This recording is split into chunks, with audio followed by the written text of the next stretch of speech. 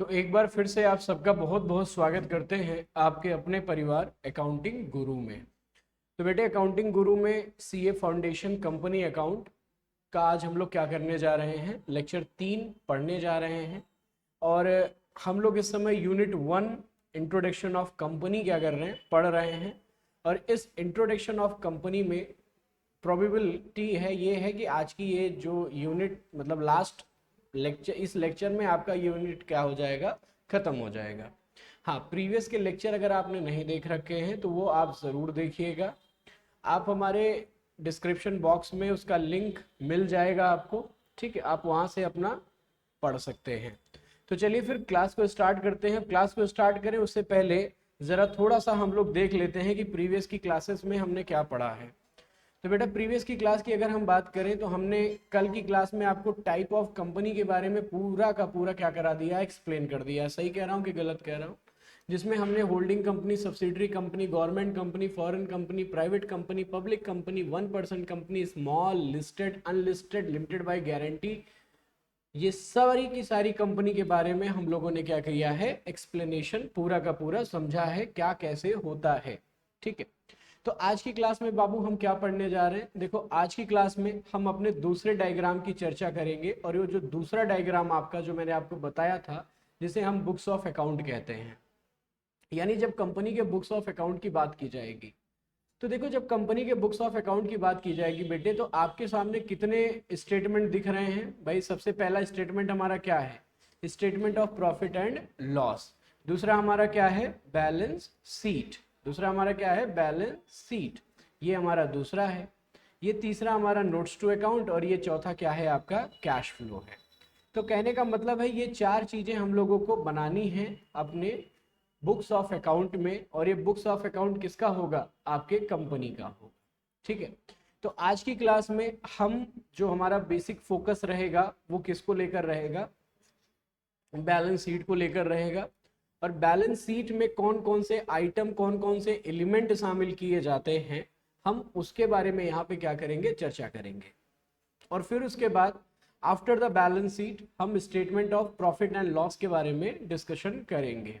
ठीक है, तो आप लोग एक काम करिए किताब अगर है तो पेज नंबर, हाँ ये रहा, पेज नंबर 1.70, नहीं नहीं 10 10.7 ओपन कर लेंगे, देखेंगे जरा। देखिए यहाँ पे 10.7 पे लिखा है प्रिपरेशन ऑफ फाइनेंशियल स्टेटमेंट। क्या लिखा है बेटा, प्रिपरेशन ऑफ फाइनेंशियल स्टेटमेंट।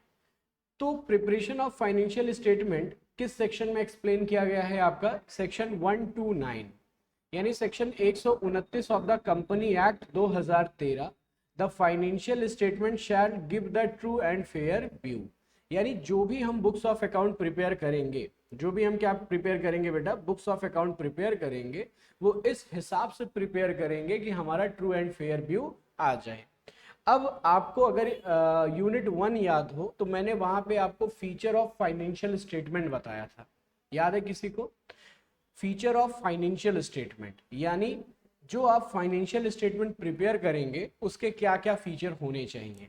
तो मैंने आपको 4 फीचर बताया था, जिनमें सबसे पहला आपका क्या था, रेलेवेंस था। दूसरा हमारा क्या था, रिलायबिलिटी था। तीसरा हमारा क्या था भाई, बताएंगे जरा? तीसरा हमारा कंपेरेबिलिटी था। तीसरा हमारा क्या है, कंपेरेबिलिटी है। और चौथा हमारा क्या है, अंडरस्टैंडेबिलिटी। चौथा हमारा क्या है, अंडरस्टैंडेबिलिटी।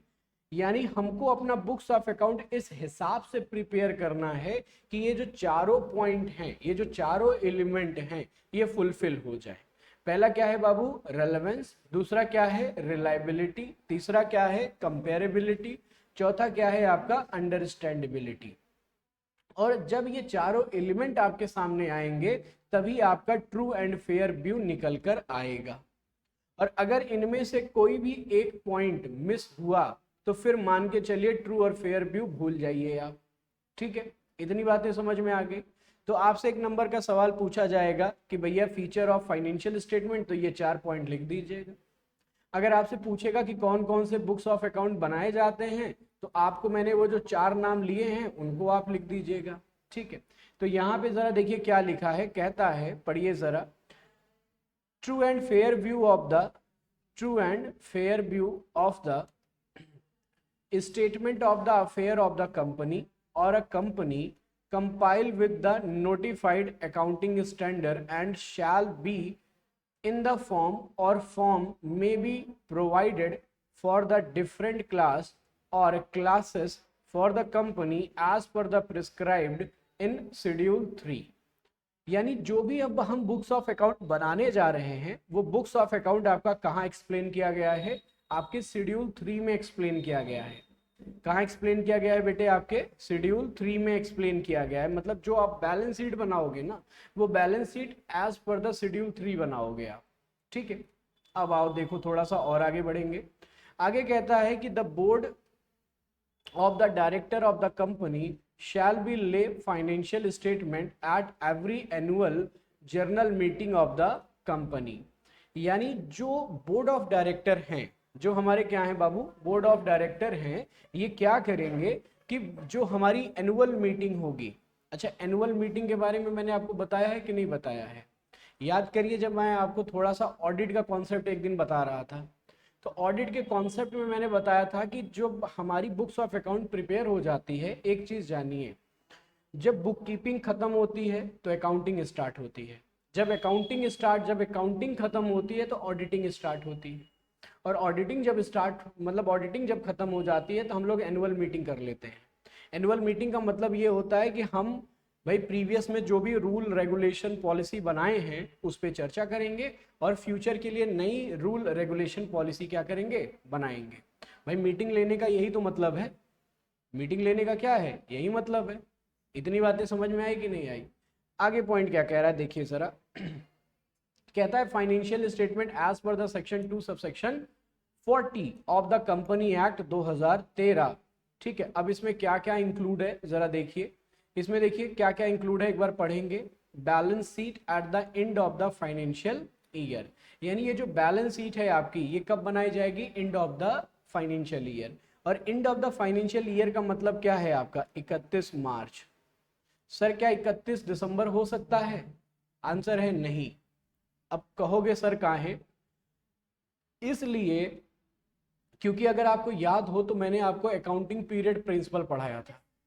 तो अकाउंटिंग पीरियड प्रिंसिपल में मैंने आपको 2 पीरियड पढ़ाए थे, जिसमें एक था आपका कैलेंडर और एक था आपका फाइनेंशियल। और फाइनेंशियल में मैंने आपको बताया था कि जितनी भी रजिस्टर्ड ऑर्गेनाइजेशन होते हैं, जितने भी कंपनीज होते हैं, वो सब के सब कैलेंडर को, वो सब के सब फाइनेंशियल को फॉलो करेंगे, ना कि किसको फॉलो करेंगे, कैलेंडर को फॉलो करेंगे। बताया था कि नहीं बताया था, बताया था। तो आपने अगर नहीं पढ़ा तो भैया प्लेलिस्ट बनी है, आप वहां से क्या कर सकते हैं, पढ़ सकते हैं। ठीक है, जरूर पढ़िएगा, लिंक डिस्क्रिप्शन में मिल जाएगा आपको। ठीक है, चलिए आगे देखेंगे। दूसरा पॉइंट क्या कहता है, पहला पॉइंट समझ में आ गया, बैलेंस शीट बनानी है as per the section 2 subsection 40। Then उसके बाद दूसरा हमें क्या बनाना है, आप प्रॉफिट एंड लॉस अकाउंट, और in case of the company carrying on any activity not for profit, income and expenditure account for the financial year.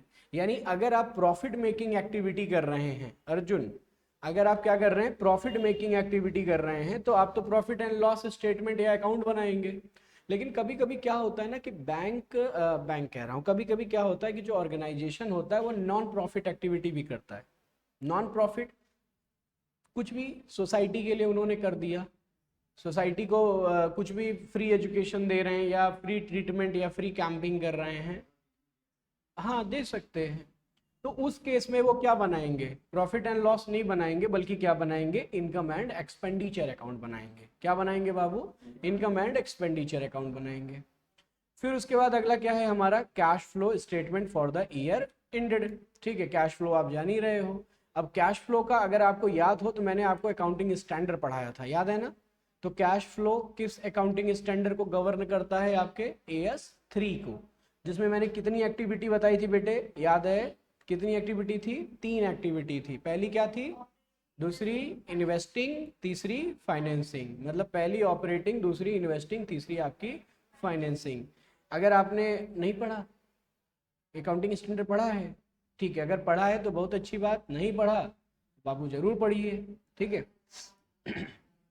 फिर उसके बाद अगला क्या कहता है, पॉइंट नंबर 4 देखिए, कहता है a statement of change in the equity if applicable, मतलब जरूरी नहीं है सब बनाएं, इफ अप्लीकेबल।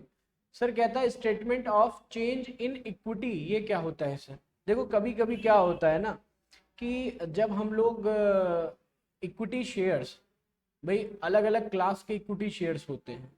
जैसे एक आप आगे पढ़ेंगे ESOP पढ़ेंगे, क्या पढ़ेंगे बेटा, बोलिए मेरे साथ, ESOP। इसको हम कहते हैं एम्प्लॉय स्टॉक ऑप्शन प्लान। इसको हम लोग क्या कहते हैं बेटा, एम्प्लॉय स्टॉक ऑप्शन प्लान। ये सब कंपनियां नहीं देती, कुछ विशेष कंपनियां देती हैं। तो अगर आप ESOP भी गवर्न कर रहे हैं, ESOP में अगर आप डीलिंग कर रहे हैं, तो आप इस तरीके का स्टेटमेंट क्या कर सकते हैं, प्रिपेयर कर सकते हैं, जहां पे हम अलग अलग कैटेगरी के share holder equity share market में क्या कर रहे हैं, इशू कर रहे हैं। जैसे बोनस शेयर भी अगर आप दे रहे हो, बोनस शेयर के साथ साथ आप स्वेट इक्विटी शेयर देंगे। क्या होता है ये bonus share, sweat equity share या ESOP, ये सब हम लोग आपके इसी CA फाउंडेशन वाले में ही कवर करेंगे, ठीक है भैया, ठीक। चलिए अब आगे लास्ट आपका क्या है बेटा, ये नोट्स टू अकाउंट है। ये जो एक्सप्लेनेशनल, ये जो एक्सप्लेनेटरी है ना, ये आपका क्या है, नोट्स टू अकाउंट है। क्या है आपका, नोट्स टू अकाउंट। तो अगर आपसे ये सवाल पूछा गया एग्जाम में कि प्रिपरेशन ऑफ फाइनेंशियल स्टेटमेंट, तो आप चाहो तो वो 4 पॉइंट लिख सकते हो, और अगर आप ये बाकी पॉइंट, ये 5 पॉइंट लिखना चाहते हैं, तो वो भी आप क्या कर सकते हैं, इसमें लिख सकते हैं। वो डायग्राम जो आपने शुरुआत में बनाया है, वही डायग्राम यहाँ पे क्या किया है, एक्सप्लेन किया है। बताइए चीजें समझ में आ गई कि नहीं आ गई? तो बेटा जी अब हम लोग स्टार्ट करें आगे। तो आइए फिर स्टार्ट करते हैं। सबसे पहले हम बात करेंगे अपने बैलेंस शीट की, लेकिन बैलेंस शीट की जब हम बात करें उससे पहले कुछ बातें यहाँ पे दी गई हैं। क्या कहता है कि ये जो सेक्शन 2 सब सेक्शन 40 है, ये कहाँ कहाँ अप्लीकेबल है, किस किस जगह पे अप्लीकेबल है, कौन कौन सी कंपनियां इसको फॉलो करेंगी। तो देखो एक चीज जानो, कुछ ऐसी कंपनियां होती हैं जिनके अपने खुद के स्पेशल एक्ट होते हैं, कुछ ऐसी कंपनियां होती हैं जिसके अपने खुद के क्या होते हैं, स्पेशल एक्ट होते हैं। तो जैसे जब हम बैंकिंग की बात करें, इंश्योरेंस की बात करें, या इलेक्ट्रिसिटी कंपनी की बात करें, तो इनकी जो बैलेंस शीट है, इनका जो है, ये इनके प्रिस्क्राइब्ड लॉ से चलेगा। इनके किसके चलेगा, प्रिस्क्राइब्ड लॉ से चलेगा, ठीक है। लेकिन जो कंपनियां नॉर्मल कंपनियां हैं, जो आपकी कंपनियां क्या हैं, नॉर्मल, मतलब इनको छोड़कर, इंश्योरेंस, बैंकिंग, इलेक्ट्रिसिटी, इनको छोड़कर बाकी सब कंपनियां अपना, जैसे सेक्शन 2 सब सेक्शन 14 में बताया गया है, उसी आधार पे ये अपना क्या करेंगे, प्रिपेयर करेंगे। बातें समझ में आ गई इतनी? अब हमारी जो बातें हैं, देखिए यहाँ पे क्या लिखा है, देखिए प्रोविजन अप्लीकेबल, प्रोविजन अप्लीकेबल। तो जैसे इंश्योरेंस कंपनी है, बैंकिंग कंपनी है, आपकी supply of the electricity company है, या फिर कहता है any other class of the company for which forms of the balance sheet and profit and loss account has been prescribed under the act governing such class of the company। यानी ये insurance company, banking company, electricity company, या कोई ऐसी company जिसका अपना खुद का act है, तो वो सेक्शन 2 सब सेक्शन 40 को फॉलो ना करे तो भी उसका काम चल जाएगा। लेकिन जो अन्य कंपनियां हैं, जो आपकी क्या है बाबू, अन्य कंपनियां हैं, इन सब को तो फॉलो करना ही करना पड़ेगा। और वो क्या लिखा है, balance sheet as per the form set out in part 1 schedule 3। यानी जो आप बैलेंस शीट यहाँ पे पढ़ने जा रहे हैं, वो पार्ट 1 शेड्यूल 3 के अकॉर्डिंग पढ़ने जा रहे हैं। और कमाल की बात हम आपको बताएं, जिस भी कंपनी का आप फाइनेंशियल स्टेटमेंट मांगोगे ना, तो वो फ्रंट पे जानते हो बैलेंस शीट ही लाके देगा आपको प्रॉफिट एंड लॉस नहीं देगा। वो सबसे पहले आपको क्या देगा, बैलेंस शीट देगा आपको, ठीक है। तो हम सबसे पहले क्या सीखेंगे, बैलेंस शीट ही सीखेंगे। वैसे एक चीज मैं आपको बता दूं, बैलेंस शीट आप सब सीख करके आ रहे हो, सब सीख के आ रहे हो, बस इसमें क्या होता है कि बच्चे कंफ्यूज हो जाते हैं, और सिर्फ कंफ्यूजन की वजह से इस चैप्टर, इस बैलेंस शीट को क्या कर देते हैं, छोड़ देते हैं, जो कि हमको छोड़ना है नहीं। क्यों? क्योंकि हम आपको 1 बाय 1 सारी चीजें बताएंगे।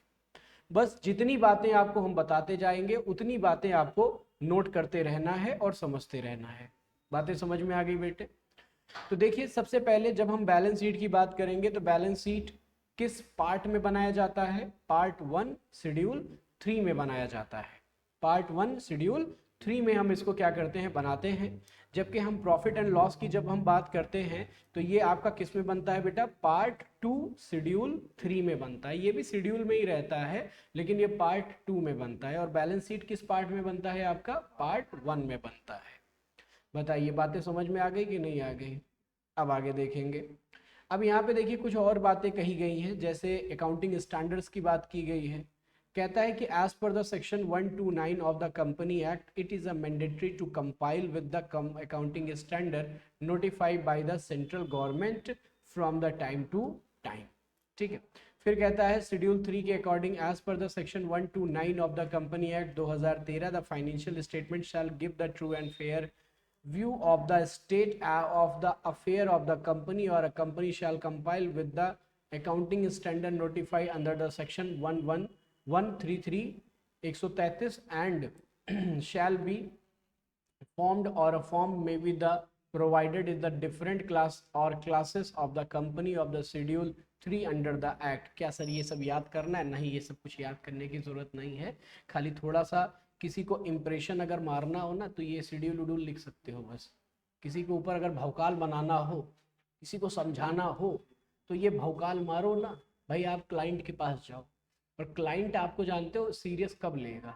जब आप उसके सामने ढेर सारी बातें करोगे, और वो भी ऐसी ऐसी बातें जो कभी सुना ही ना हो। सीधा कहो, अरे सर आजकल बैलेंस शीट जो बनाई जा रही है वो company act 129 of company act 2013 के अकॉर्डिंग बनाई जा रही है, शेड्यूल 3 पार्ट 1 के अनुसार बनाई जा रही है। अब उसका दिमाग चकराएगा, सर ये क्या है? तो हमको पता है सर, जो था वही है, बस ये है कि हमने उसको थोड़ा सा क्या बना दिया, मॉडिफाई कर दिया, इंप्रेशन डाल दिया।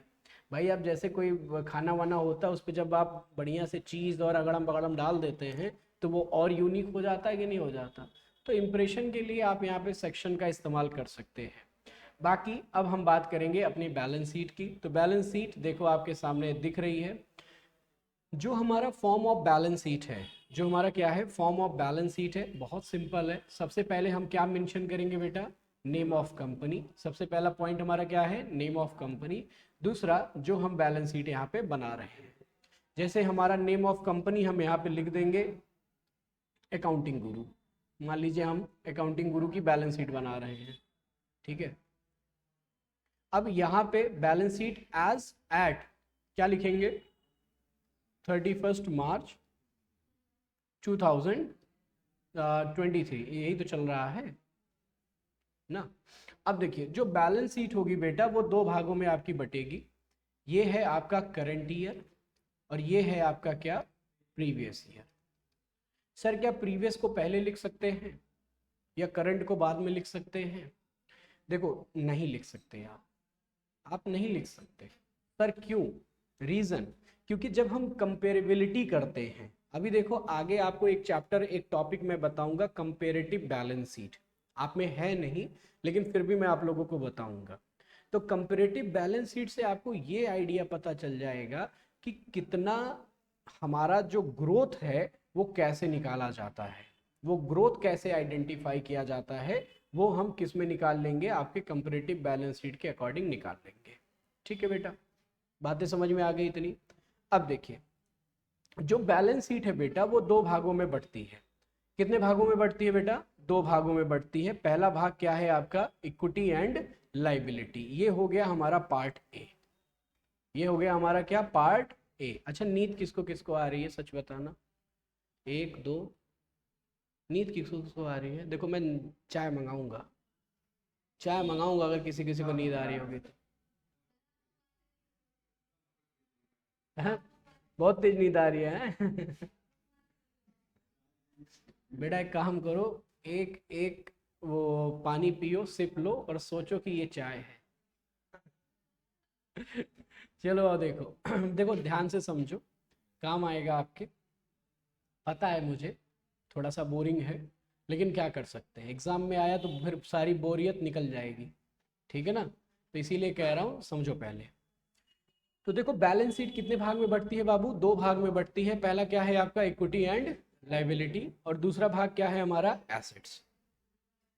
इक्विटी एंड लाइबिलिटी, दूसरा भाग हमारा क्या है एसेट्स है। बताओ समझ में आ गया इतना?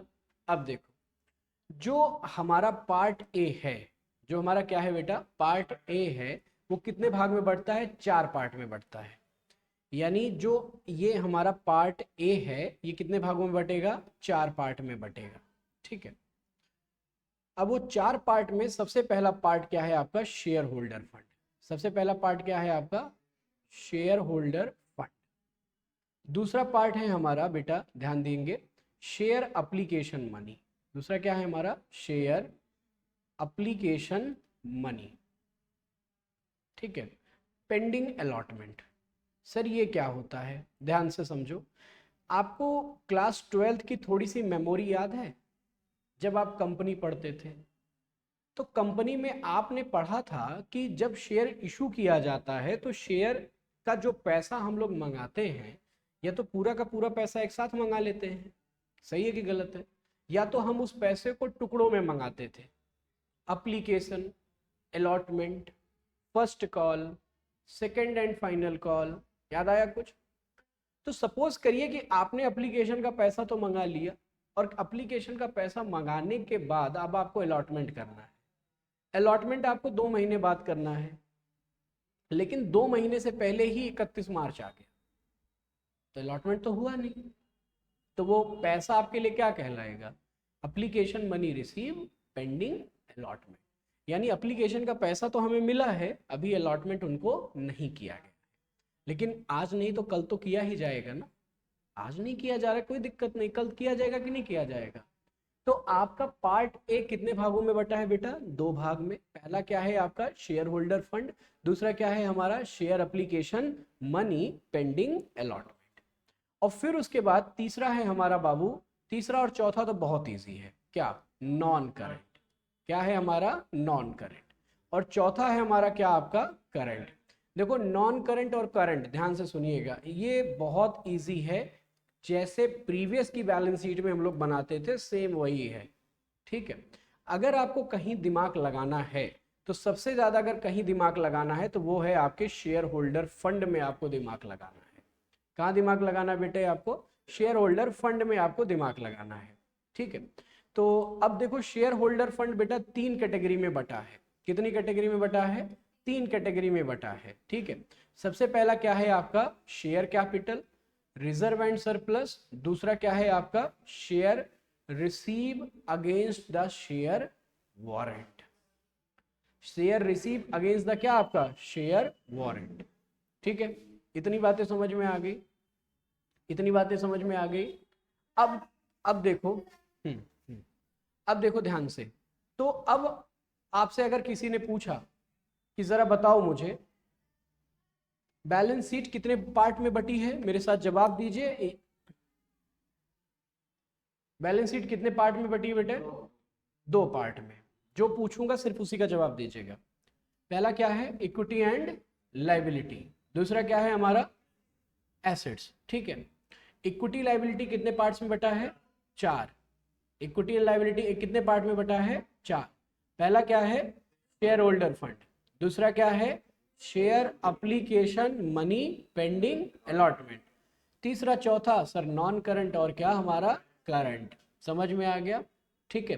तो अब आप लोग एक काम करिए, हेडिंग लिखिए जरा। पहली हेडिंग लिखिए शेयर कैपिटल। नहीं नहीं रुको रुको रुको, हेडिंग ऐसे लिखो, मैं बताता हूँ।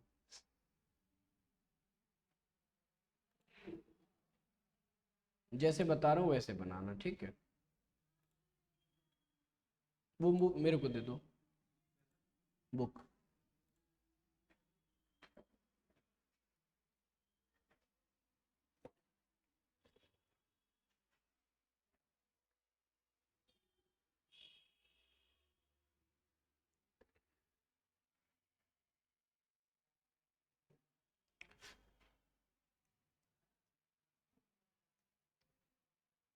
तो देखो पहला क्या है? Equity and liability. Equity and liability. ठीक, तो इक्विटी एंड लाइबिलिटी कितने पार्ट्स में बटे बेटे, जल्दी से बताओ। वो 4 पार्ट्स क्या हैं? अब मैं आपको बताऊं, ये देखा जाए। पहला क्या है जरा बताओ? Share holder fund. दूसरा क्या है बेटे? Share application, share application money.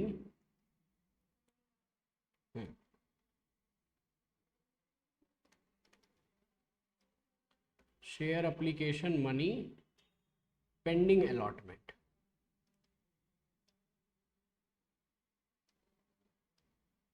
ठीक, देन उसके बाद अगला क्या है आपका? नॉन करंट लाइबिलिटी, और फिर आपका क्या है? Current liability. ठीक बेटा। अब देखो, जो शेयर होल्डर फंड है ये कितनी कैटेगरी में बटा है? 3 कैटेगरी में बटा है। पहली कैटेगरी क्या है हमारी? Share capital. कितनी कैटेगरी भाई? Share capital. ठीक है। दूसरी क्या है भाई, जरा जल्दी बताओ? Reserve and surplus. Reserve and surplus. ठीक है। फिर बेटा तीसरी क्या है? शेयर मनी रिसीव अगेंस्ट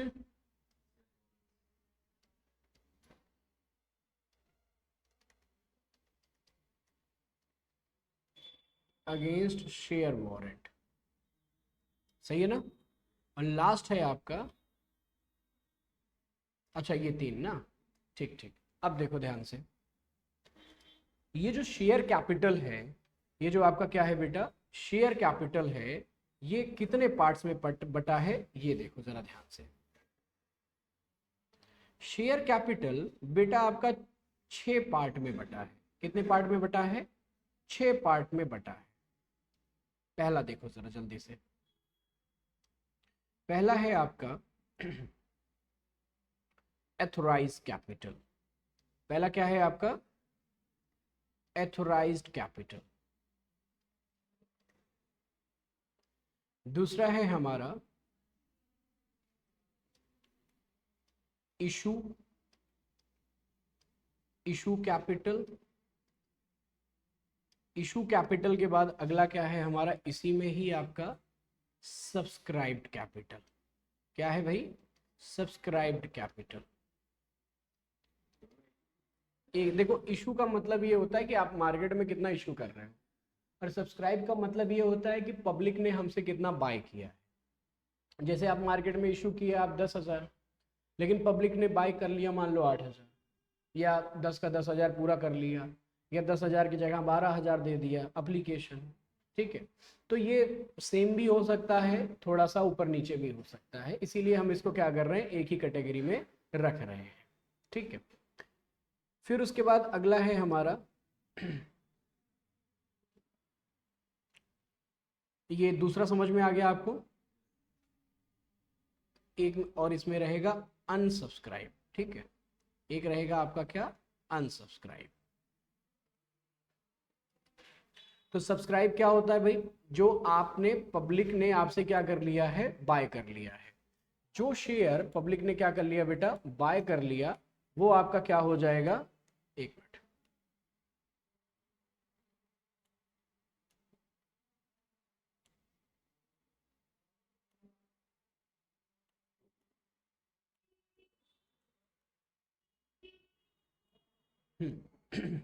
जो शेयर पब्लिक ने क्या कर लिया बेटा? बाय कर लिया है, वो हो गया आपका सब्सक्राइब। और जो पब्लिक ने बाय नहीं किया है वो हो गया आपका क्या? अनसब्सक्राइब। ठीक है। फिर उसके बाद अगला है हमारा इसमें पेड अप शेयर। क्या हो गया हमारा? Paid up share. और पेड अप शेयर में ही हमारा आ जाएगा अनपेड अप शेयर,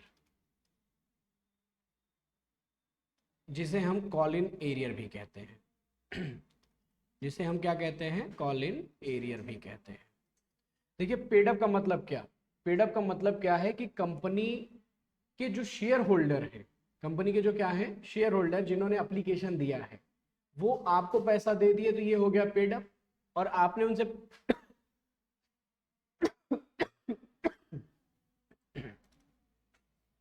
आपने पैसा नहीं दिया, आपने मतलब शेयर होल्डर ने अगर पैसा नहीं दिया है, तो वो क्या हो जाएगा, आपका अनपेड अप हो जाएगा। जो दे दिया वो पेड अप, जो नहीं दिया वो आपका क्या, अनपेड अप।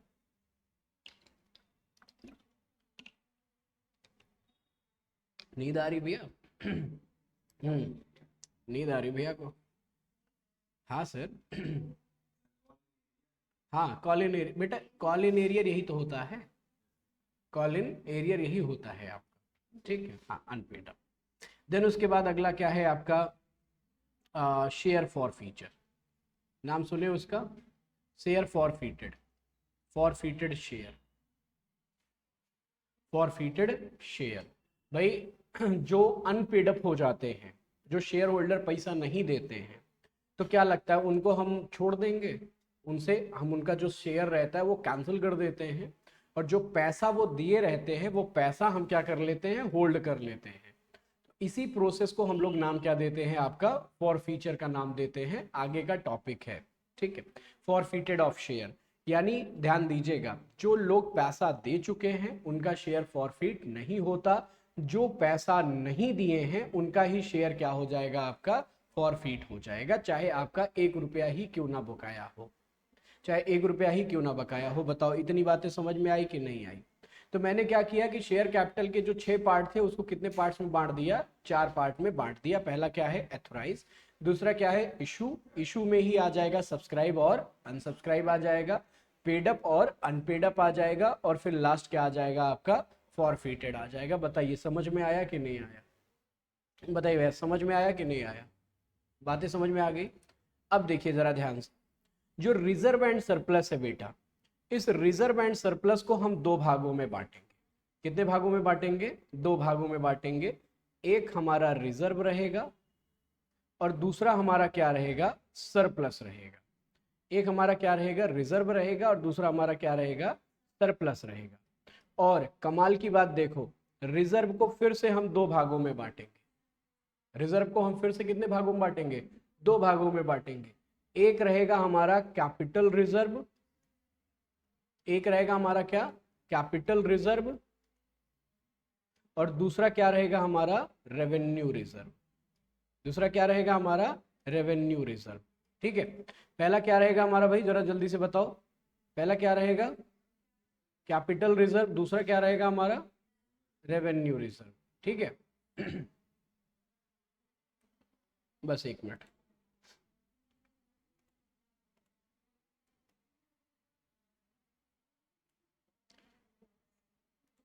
ठीक है, तो रिजर्व और सरप्लस को कितने पार्ट्स में हमने डिवाइड किया, 2 पार्ट में। पहला रिजर्व, दूसरा सरप्लस। रिजर्व को कितने पार्ट्स में डिवाइड किया, 2। पहला क्या, कैपिटल, दूसरा क्या, रेवेन्यू। जैसे कैपिटल मतलब हमने रिजर्व फॉर द बिल्डिंग रखा है, या बिल्डिंग फंड रखा है। आपको याद होगा जब आप एनपीओ नाम का चैप्टर पढ़े थे, तो वहां पे building fund, capital, sports fund आता था कि नहीं आता था? तो ये आपके कौन से रिजर्व हैं, ये आपके कैपिटल नेचर के रिजर्व हैं, क्योंकि capital nature with condition create होता है, और ये सिर्फ और सिर्फ फिक्स एसेट्स के लिए बनाया जाता है। किस एसेट्स के लिए बनाया जाता है, आपका फिक्स एसेट्स को बाय करने के लिए बनाया जाता है, या कोई भी पर्टिकुलर चीज को हम लोग बाय करने के लिए बनाते हैं इसको, ठीक है। तो वो आपका क्या कहलाता है, कैपिटल रिजर्व, ठीक है। फिर उसके बाद सरप्लस की बात करते हैं, तो बेटे सरप्लस को फिर हम 2 कैटेगरी में बांटते हैं। एक होता है हमारा previous year surplus, previous year surplus, और इस प्रीवियस ईयर सरप्लस को हम अनडिस्ट्रीब्यूटेड प्रॉफिट भी कहते हैं। क्या कहते हैं, अनडिस्ट्रीब्यूटेड प्रॉफिट, ठीक है। और दूसरा होता है हमारा करंट ईयर, जो इस बार का हमारा प्रॉफिट आया है। तो बताइए इतनी बातें समझ में आई कि नहीं आई? देखो एक चीज जान लो, या तो बैलेंस शीट को रट लो या तो बैलेंस शीट को समझ लो, दोनों आपके पास है। या तो रटो या तो फिर क्या करो, समझो। तो अभी सिर्फ मैं आपको समझा रहा हूं, और ध्यान से अगर आप इस पर नहीं समझेंगे तो फिर समझ में भी नहीं आएगा। ठीक है? और जितने लोगों की आंखें झुलुक रही हैं नींद की वजह से, कृपया करके थोड़ा सा ध्यान दे लें। ठीक है?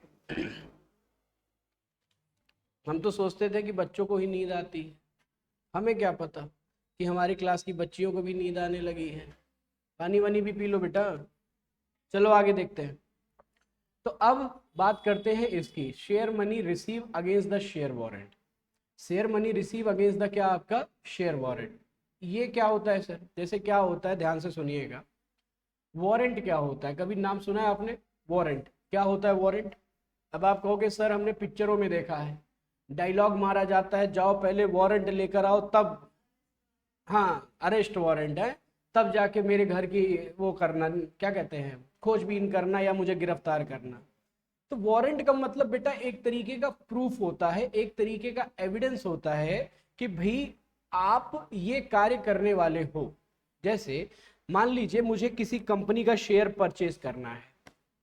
अब मैं गया परचेज करने के लिए, मैं गया, मैंने कहा भाई मेरे को शेयर चाहिए, कंपनी ने कहा नहीं है, जाओ भागो।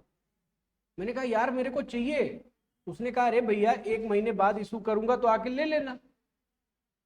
तो मैंने कहा भैया 1 महीने बाद पता चला मैं लेट लपेट हो गया, फिर से मेरे को ना मिले, तो आप एक काम करो, ये पैसा आप ले लो, 10-5 हज़ार एडवांस ले लो और मेरे को कुछ दे दो, ये पैसा मैं सिर्फ शेयर के लिए ही ले रहा हूं।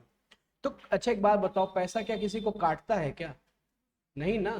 तो कंपनी को क्या एक सर्टिफिकेट ही तो इश्यू करना है।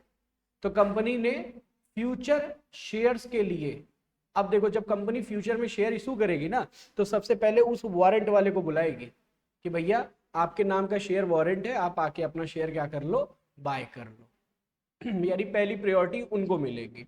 ठीक है? तो ये शेयर वारंट का कोई पार्ट्स नहीं होता, ये अपने अकेले में ही रहता है। बताइए इतनी बातें समझ में आ गई कि नहीं आ गई? इतनी बातें समझ में आ गई? तो शेयर कैपिटल कितने पार्ट्स में बढ़ता है बेटे? 4 पार्ट्स में बढ़ता है। सरप्लस कितने पार्ट्स में बढ़ता है? 2 पार्ट्स में बढ़ता है। Share money against share warrant, ये इसका कोई पार्ट नहीं है। बताइए इतनी बातें समझ में आ गई? अब बात करते हैं इसकी, किसकी सर? ये कौन सा, जरा बताओ। ये रहा शेयर अप्लीकेशन पेंडिंग अलॉटमेंट। तो बेटा इसका कोई भी सब पार्ट नहीं होता, इसका अपना खुद का इंडिविजुअल पार्ट है। ठीक है? हाँ, नॉन करंट लाइबिलिटी के बारे में थोड़ा सा हम चर्चा जरूर करेंगे। अब नॉन करंट लाइबिलिटी क्या होती है सर? वो जिसको आप 12 मंथ या 365 दिन के बाद आपको क्या करना रहे, पेमेंट करना रहे। जिसको आपको 365 दिन या 12 महीने के बाद पेमेंट करना रहे, वो हमारा लॉन्ग टर्म हो जाता है। और शॉर्ट टर्म क्या होता है सर? जिसको हमें साल भर के अंदर अंदर क्या करना रहे, पेमेंट करना रहे। बताओ इतनी बातें समझ में आई कि नहीं आई? तो अब एक काम करते हैं, इससे रिलेटेड 2-3 तो एग्जाम्पल भी हम लोग क्या कर लेते हैं, देख लेते हैं।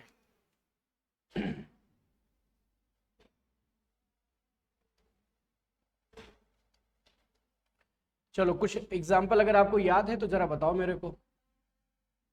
लॉन्ग टर्म लोन, ठीक है, लॉन्ग टर्म लोन। और बताओ। डेवेंचर। और बताओ। Public deposit. और बताओ।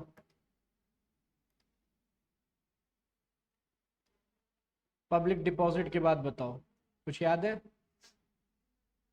बॉन्ड। सर ये क्या होता है? जब आपको डिवेंचर पढ़ाऊंगा तो वहां पे बॉन्ड वॉन्ड समझाऊंगा। ठीक है? Any other liability which are paid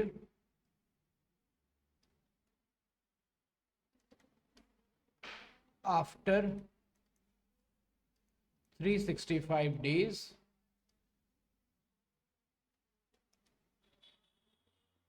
और 12 मंथ। जी बेटा, समझ में आ गया? हाँ जी भैया, इतना समझ में आ गया। तो आपने क्या पढ़ा कि लॉन्ग टर्म लाइबिलिटी सर वो जिसको आप 12 महीने या 365 दिन के बाद क्या करेंगे, पेमेंट करेंगे। ठीक है, तो अब सर करंट वाला भी अगर बता देते तो मजा आ जाता। तो करंट वाले की कहानी क्या है भाई, जिसको आप 365 दिन या 12 महीने के अंदर अंदर पे कर रहे हो ना, सही कह रहा हूँ कि गलत कह रहा हूँ? ठीक है, तो इसका एग्जाम्पल अगर किसी को पता है तो बताओ मुझे। सर कई सारे एग्जाम्पल हैं, जैसे क्रेडिटर, आउटस्टैंडिंग एक्सपेंस,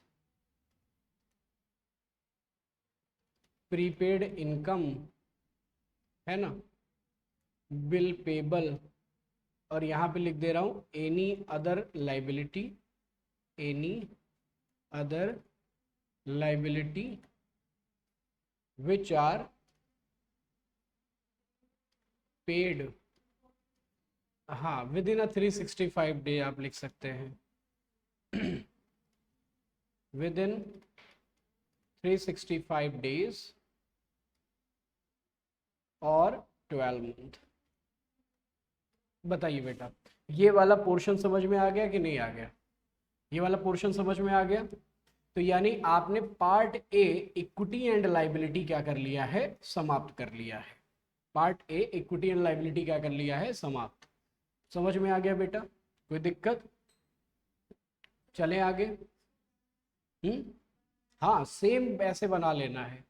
देखो एक चीज जानो, जो आपकी किताब में बैलेंस पूरा का पूरा दिया है ना, चाहो तो आप वो बना लो, चाहो तो आप ये बना लो। मैं तो कहूंगा कि आप दोनों बनाना, पहले इसको बना लेना और इसको बनाने के बाद जब वो बनाओगे ना जो आपकी किताब में है, तो आपको सारा डाउट आपका क्या हो जाएगा, क्लियर हो जाएगा। ठीक है, समझ में आ गया? अब हम किसकी तरफ बढ़े बेटा, पार्ट बी की तरफ बढ़ते हैं। किसकी तरफ बढ़ते हैं, पार्ट बी की तरफ बढ़ते हैं। ठीक है तो देखो पार्ट बी में क्या हमारा था भाई, जल्दी से बताओ हमें। सर पार्ट बी में हमें डिस्कस करना था एसेट्स। पार्ट बी में हमें क्या डिस्कस करना है, एसेट्स डिस्कस करना है। ठीक है, तो देखो जब एसेट्स की बात करोगे ना, तो एसेट्स को हम दो भागों में क्लासिफाई करेंगे। कितने भागों में क्लासिफाई करेंगे बेटा, दो भागों में क्लासिफाई करेंगे। ठीक है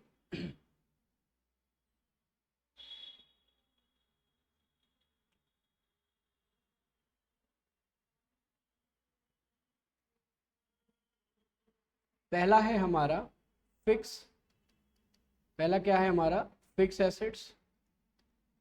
और फिक्स एसेट्स को हम लोग नाम देते हैं नॉन करंट एसेट्स। क्या नाम देते हैं भाई, नॉन करंट एसेट्स। ठीक है भैया, फिर उसके बाद अगला क्या है हमारा, करंट एसेट।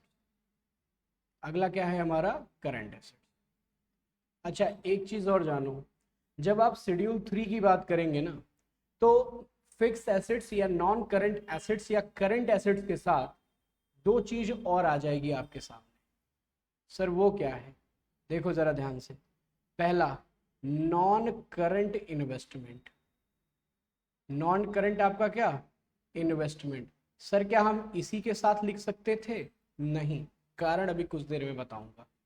और नॉन करंट इन्वेस्टमेंट के साथ साथ एक रहेगा आपका लॉन्ग टर्म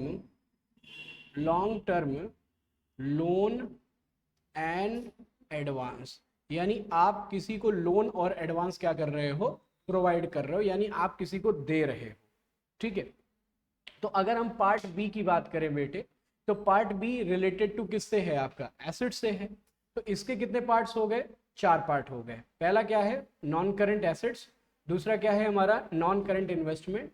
तीसरा क्या है हमारा, non long term loan and advance. चौथा है हमारा क्या, आपका करंट एसेट्स। ठीक है, अब एक चीज और देखो, इधर सामने देखो, ये जो नॉन करंट एसेट्स है ना, इसको फिर हम दो भागों में क्लासिफाई करते हैं। कितने भागों में क्लासिफाई करते हैं, दो भागों में क्लासिफाई करते हैं। एक होता है हमारा टैंजिबल, एक होता है हमारा क्या, टैंजिबल फिक्स एसेट्स। और दूसरा होता है हमारा क्या, intangible fix assets. Intangible fix assets. अच्छा टैंजिबल और इनटैंजिबल की कहानी पता है कि नहीं पता है आपको, पता है कि नहीं पता भैया? बताओ ज़रा जिशान। देखो हाँ, चर्चा बिल्कुल वही कर रहा हूँ बेटा। देखो जिस भी फिक्स एसेट्स को आप देख सको। अच्छा, फिक्स एसेट्स पता है कि नहीं पता? बहुत से बच्चों को कंफ्यूजन रहती है, एसेट्स होती क्या है, ये पता है कि नहीं पता है? बताया है। जब टर्मोलॉजी पढ़ा रहा था मैं, तो वहां पे मैंने ये टर्मोलॉजी में assets, capital, liability, income, expense, इन सब के बारे में बताया है। और अगर नहीं पढ़े हो तो बेटा टर्मोलॉजी वाला भी पढ़ सकते हो, पढ़ाया है भाई, लेक्चर अपलोड है उसका। ठीक है, आओ देखते हैं। आइए आगे बढ़ते हैं। देखो जिसको आप देख सकते हो, जिसको आप क्या कर सकते हो बाबू, छू सकते हो, तो वो हो जाएगा आपका टैंजिबल। जिसको आप ना तो देख सकते हो, ना ही जिसको आप क्या कर सकते हो, छू सकते हो, वो हो गया हमारा क्या, इंटेंजिबल। अब कई सारे एग्जाम्पल हैं, अब आपका मन करे तो आप उसमें लिखिए। सबसे पहले आपका क्या हो जाएगा, लैंड हो जाएगा, बिल्डिंग हो जाएगा, मशीनरी हो जाएगा, ठीक है, ईटीसी लिख दे रहे हैं। ठीक, बहुत सारे एग्जाम्पल हैं, आपका जो मन करे इसके आगे लिखने का मन करे तो लिख लीजिएगा। अच्छा, इंटेंजिबल में तो देखो सबसे पहला नाम ही आ गया, क्या, गुडविल। गुडविल के बाद अगला क्या आ गया बेटा, ट्रेडमार्क। ट्रेडमार्क को बेटा हम लोगो भी कहते हैं, ठीक है। फिर आ गया आपका पेटेंट, फिर आ गया आपका कॉपीराइट,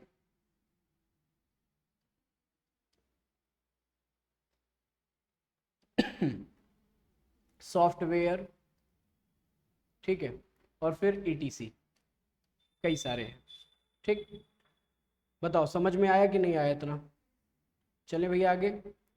अब देखो नॉन करंट इन्वेस्टमेंट में देखो सर, देखो ये आफ्टर द 365 डेज और 12 मंथ ही है। आफ्टर द 365 और क्या है आपके 12 मंथ ही हैं। तो इसमें सर क्या क्या रहेगा, तो देखो इसमें सबसे पहले आपका क्या आ जाएगा, इन्वेस्टमेंट इन प्रॉपर्टी, यानी हमने पैसा कहाँ इन्वेस्ट कर दिया, प्रॉपर्टी में। अब ज़रूरी नहीं कि सर वो ज़मीनें हो, अरे बिल्डिंग भी हो सकती है ना, कहीं पे फार्म हाउस भी हो सकता है, कुछ भी, प्रॉपर्टी का मतलब कुछ भी हो सकता है भाई। ठीक है, फिर उसके बाद अगला क्या है आपका, investment in, investment in equity share, equity या इक्विटी या प्रेफरेंस, ठीक है, या अदर इंस्ट्रूमेंट लिख लीजिए। अदर क्या लिख लीजिए, अदर इंस्ट्रूमेंट लिख लीजिए। अदर इंस्ट्रूमेंट वो बॉन्ड आ जाएगा आपका, ठीक है, पब्लिक डिपॉजिट आ जाएगी आपकी, आपने कोई कंपनी थी उसमें आपने पैसा लगा दिया, तो है तो एक तरीके का इन्वेस्टमेंट ही ना। फिर उसके बाद अगला क्या है आपका, investment in government security. Investment इन कहाँ बेटा, गवर्नमेंट सिक्योरिटी, ठीक है। अगला है हमारा क्या, इन्वेस्टमेंट इन, चलो लिख ही दे रहा हूँ, क्या, डिवेंचर एंड बॉन्ड। अरे भैया शेयर लिख चुके हो आप, डिवेंचर एंड क्या आपका, बॉन्ड, ठीक है। हाँ हाँ, अब देखो फिक्स एसेट्स का मतलब यहाँ पे आप इस एसेट्स को बेटा यूज कर रहे हो, इसको आप क्या कर रहे हो, आप यूज कर रहे हो। लेकिन अभी जो आपका यहाँ पे लॉन्ग टर्म इन्वेस्टमेंट है ना, इसको अभी आप यूज नहीं कर रहे हो, करोगे भविष्य में करोगे। जैसे क्या होता है कि हमने जमीन तो ले ली, लेकिन अभी उस जमीन का हम यूज नहीं कर रहे हैं ना, तो वो एक तरीके से हमारा इन्वेस्टमेंट ही तो कहलाएगा। हाँ, जब हम उस पर प्रॉपर रहने लगेंगे, प्रॉपर उसका यूज करने लगेंगे, तब हम उसको अपना टेंजिबल फिक्स एसेट्स में कन्वर्ट कर लेंगे। ठीक है। फिर उसके बाद कुछ और कह रहे हो, क्या कह रहे हो क्या, अच्छा पार्टी। ठीक है, investment in mutual fund, investment in mutual, mutual fund. अब इसके आगे बेटा ईटीसी, और भी जहां जहां आप इन्वेस्टमेंट कर सकते हो। ठीक है, तो ये नॉन करंट इन्वेस्टमेंट समझ में आ गया आपको। अब बात करते हैं ये long term loan and advance. Sir ये यहाँ पे क्या करना है, देखो यहाँ पे आप किसी दूसरी कंपनी को पैसा दे रहे हो, किसी दूसरी कंपनी को क्या दे रहे हो, पैसा। अगर आप किसी कंपनी से पैसा लोगे तो वो तो आपकी लाइबिलिटी हो जाएगी ना, वो आपकी क्या हो जाएगी, क्या, लाइबिलिटी। लेकिन अब आप किसी को दूसरी को दे रहे हो तो वो आपकी क्या मान जाएगी, एसेट्स मानी जाएगी। ठीक है भैया। तो इसमें सर क्या है, इसमें देखो सबसे पहले आपका क्या रहेगा, कैपिटल एडवांस। क्या है आपका, कैपिटल एडवांस। कैपिटल एडवांस के बाद सिक्योरिटी डिपॉजिट, सिक्योरिटी क्या आपका, डिपॉजिट। फिर उसके बाद आपका loan and advance related party, loan and advance to related parties. Then उसके बाद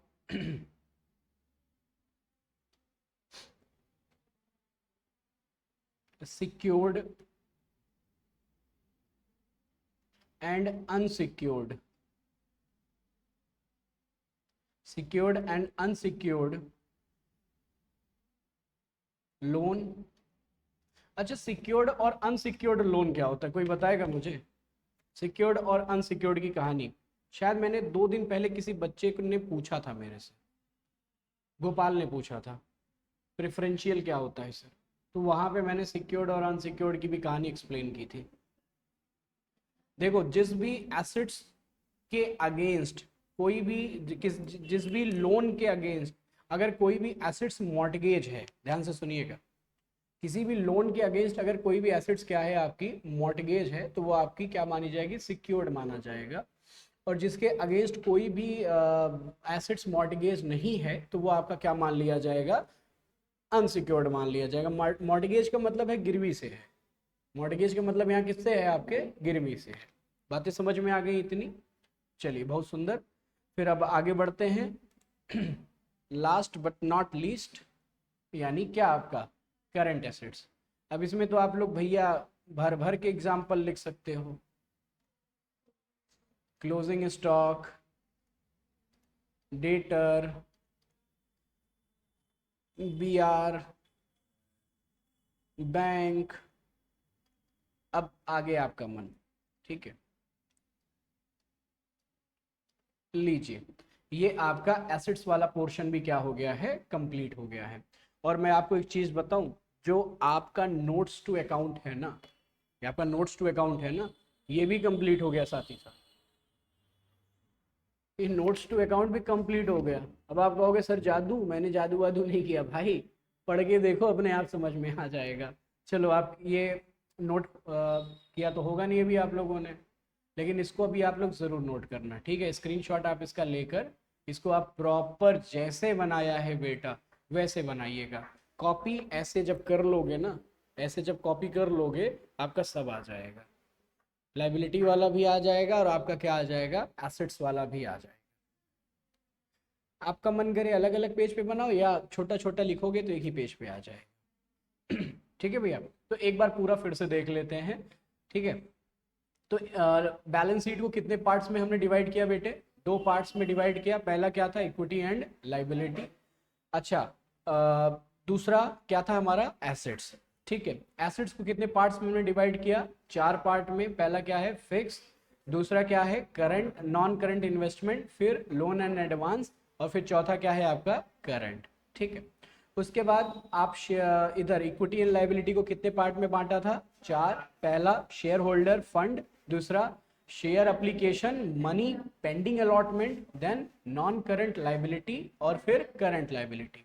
अच्छा, शेयर होल्डर फंड को कितने पार्ट्स में हमने डिवाइड किया, 3। पहला क्या है, रिजर्व एंड सरप्लस, देन माफ करिएगा, शेयर कैपिटल, शेयर कैपिटल, फिर रिजर्व एंड सरप्लस, और फिर share money receive against the share warrant. बताओ समझ में आया कि नहीं आया। फिर उसके बाद शेयर कैपिटल को कितने पार्ट्स में बांटा बेटे हमने, 4। पहला एथोराइज कैपिटल, दूसरा इशू कैपिटल, तीसरा पेड अप कैपिटल, चौथा आपका फॉरफिटेड कैपिटल। समझ में आ गया। तो ये आपका बैलेंस शीट यहीं पे क्या होता है, समाप्त भी होता है। चलिए अब हम आपकी किताब से आपकी बैलेंस शीट को मैच करा देते हैं। बोलो, म्यूचुअल फंड क्या होता है बताते हैं अभी क्लास के बाद, ठीक है। हाँ, बोरिंग मतलब लोन होता है। नहीं, नहीं आ सकता। नहीं, ये बैलेंस शीट बनाने के लिए, बैलेंस शीट बनाने के लिए नहीं आएगा, बैलेंस शीट से रिलेटेड क्वेश्चन आएगा। हाँ, आपको कंपनी दिया रहेगा, आपको proper profit and loss statement बनाना रहेगा, आपको प्रॉपर उसका बैलेंस शीट बनाना रहेगा। नहीं नहीं, फॉर्मेट नहीं आएगा, फॉर्मेट बहुत कम चांस है, रेयरेस्ट ऑफ रेयर है, ठीक है, रेयरेस्ट ऑफ रेयर। मतलब ये मान के चलो कि अगर आईसीएआई वाले, कहना तो नहीं चाहिए, मान लो भांग पी के सवाल लिख रहे हो, ठीक है, माफ करिए भैया, लेकिन मान लो भांग पी लिए हैं जो पेपर बना रहा है, तो ये दे सकता है। ठीक है, अब याद देखो, बैलेंस शीट पूरी याद हुई कि नहीं याद हुई, ये बताओ। बैलेंस शीट खत्म हो गई कि नहीं हो गई? ठीक है, ये देखो, ये देखो, reserve and surplus, long term borrowing, ये देखो लॉन्ग, अच्छा ये प्रोविजन अभी नहीं बताया है, कुछ छोटे छोटे पॉइंट हैं जो हमने नहीं बताए हैं, लेकिन जब आप ये बैलेंस शीट पूरा फॉर्मेट बना लेंगे आप, तो जो बचे हुए पॉइंट हैं वो हम अगली क्लास में उसको आपको क्या कर देंगे, एक्सप्लेन कर देंगे। ठीक है बेटा, तो आज की क्लास के लिए इतना ही। कल की क्लास में जब हम मिलेंगे तो हम आपको इसका सेकंड पार्ट कराएंगे, यानी पार्ट 2 कराएंगे शेड्यूल 3 के अकॉर्डिंग, और वो क्या है आपकी स्क्रीन पे दिख रहा है, statement of profit and loss. ठीक है, तो क्लास कैसी लगी इसके बारे में आप ज़रूर अपना राय ज़रूर दीजिएगा, मेहनत आप ही लोगों के लिए किया जा रहा है। मन करे तो लेक्चर को लाइक शेयर और कमेंट करिएगा, अपने दोस्तों के साथ भी आप इसे शेयर कर सकते हैं। बाकी आप मुझे इजाज़त दीजिए, कोई भी समस्या कोई भी डाउट हो तो आप हमारे नीचे दिए गए नंबर पे कॉल कर सकते हैं। मिलते हैं कल, तब तक के लिए आप सभी मुझे इजाज़त दीजिए। जय महादेव।